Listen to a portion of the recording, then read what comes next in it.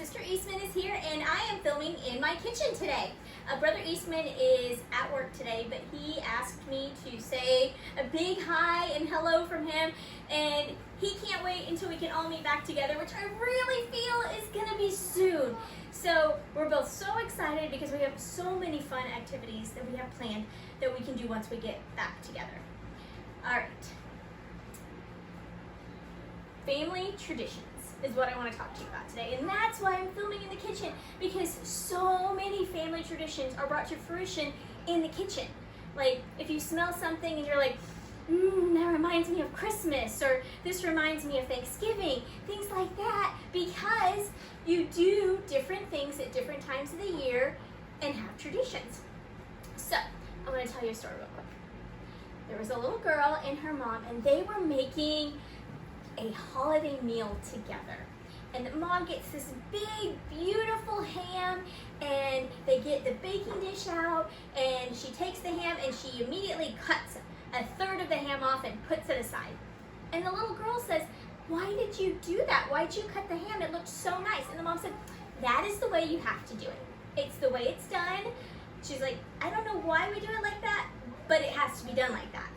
And so the mom started thinking, and so she called her mom, who is the grandma, and she asked, "Why do we cut a third of the ham off?" And the grandma said, "I don't know. That's how my mom always did it."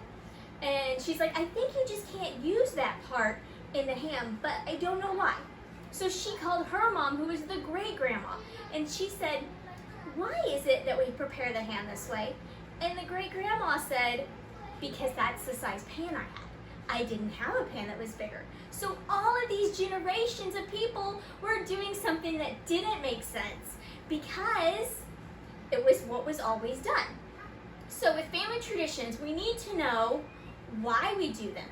So we need the who, what, where, when, and why of it. Who's part of this tradition? Is it going to be a tradition that the kids do something for their mom and dad every year? Or is it a total family? Or does it include grandparents and cousins? What are you going to do? Why are you going to do it? Where are you going to do it? And when? Is this going to be a weekly thing, or is it going to be an annual thing? What kind of tradition is it going to be? So that is your challenge. Your challenge is to think of family traditions that you have, that you already do, and come up with the who, what, where, when, and why of those traditions.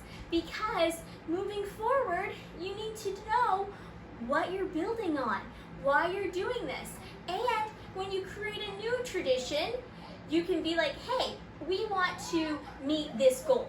So you can come up with an activity, and it can become a tradition. It can become something that you do at Christmas time, or something you do in the summertime. So that is your challenge, okay? Sit down with your parents or grandparents, or call a relative on the phone and talk to them about a family tradition. Find out how it got started, why it got started, who has participated.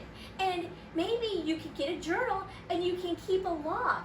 And every year you can add something or talk about how the tradition went or how everybody felt, and get some feedback from everybody. And then you have a beautiful family record of family activities. All right, guys, there's your challenge. Who can tell me what it's gonna fall under? Definitely social.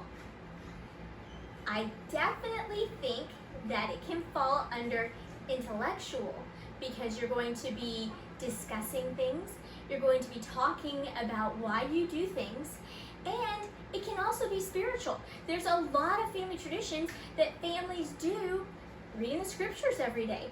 That's a tradition. I have a friend who, she is 50 years old. Her parents have been married for 52 years, and they have never, not even one time, missed a family home evening. Every week they've held family home evening for 52 years. What an amazing family tradition that is. And that is definitely a spiritual family tradition. All right, guys, let us know how you're doing with these challenges. We really do miss you so much, and we can't wait until we can all be back to meet again. So until then, enjoy your challenge.